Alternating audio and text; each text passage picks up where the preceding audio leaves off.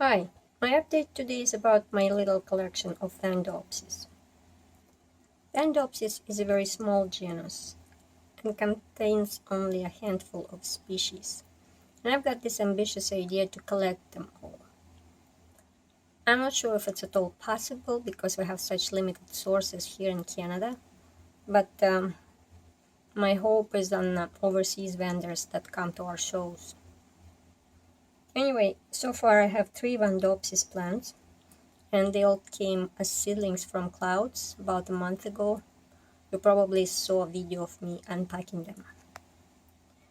2 of them are different varieties of Vandopsis parishi. It's a regular parishi and variety Mariotiana. The difference between them is probably mainly a color of the bloom. Of course, I'm not a botanist. I'm not sure if there might be some anatomical differences too, but to my untrained eye, the flowers are quite similar.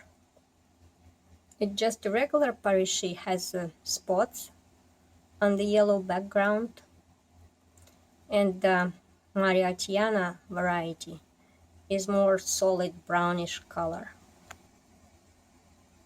When I received them about a month ago, they were potted into our usual green nursery pots with some bark-based medium. I usually unpot my new plants on arrival because I want to see the root situation. From my experience, leaves might look pretty good for a while when the roots are already beyond the saving. So when I unpotted both of them, I found some rotted roots, but also some good ones too. And the most importantly, there were some active growing tips on the roots on both plants. So I thought maybe they do like to be potted this way in the bark.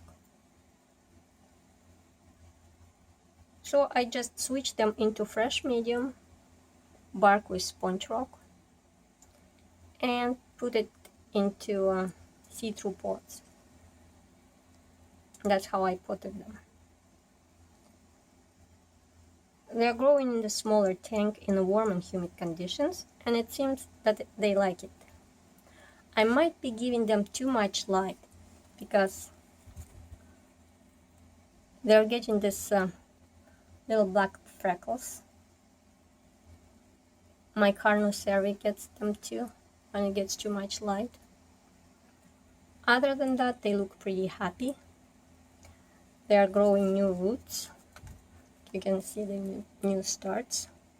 That's here under my care, those little green points. And in this one too, I think. Here, there are lots of starts. And there too. So it seems that these two are establishing pretty well in my tank, and I hope I will be able to keep them that way. The third plant is Vandopsis gigantea. It's a small seedling that came from clouds too at the same time. The name suggests that it will be gigantic at some point, but you wouldn't say so now. It's just a small seedling, and it came potted exactly the same way as 2 other parishes, potted into a plastic pot with bark-based medium. And when I unpotted this one, the roots looked pretty sad. They were brown, they were still firm and probably did the job, but there was no active green points that I like to see so much. So I thought that maybe this plant doesn't like to be potted into bark, and I decided to give it kind of Vanda care. So I put it into a clay pot with no medium, just packing peanuts to stabilize it, and I was spraying the roots every day. And after about a week, I got rewarded. I found a little bump on the stem, which then became, let's see, this new, single but very proud green root.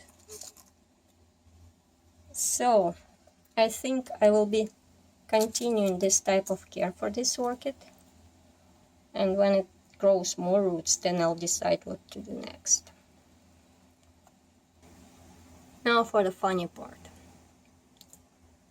Accidentally, while looking up the species of Vandopsis genus, I went to a World Checklist of Selected Plant Families website of Royal Botanical Gardens, and I discovered that in 2015, last year, Vandopsis parishii was reclassified, and now it's called Phalaenopsis hygroschilla or gigroschilla.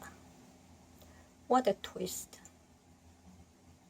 That explains now why those two parishiis are doing so great in a bark-based medium, just as any Phalaenopsis would do. The main point is that now my small Vandopsis collection is down to just one plant, Vandopsis gigantea. So that was my update on Vandopsis collection / Phalaenopsis. Please stay tuned for the next update. Thank you for watching and have a nice day.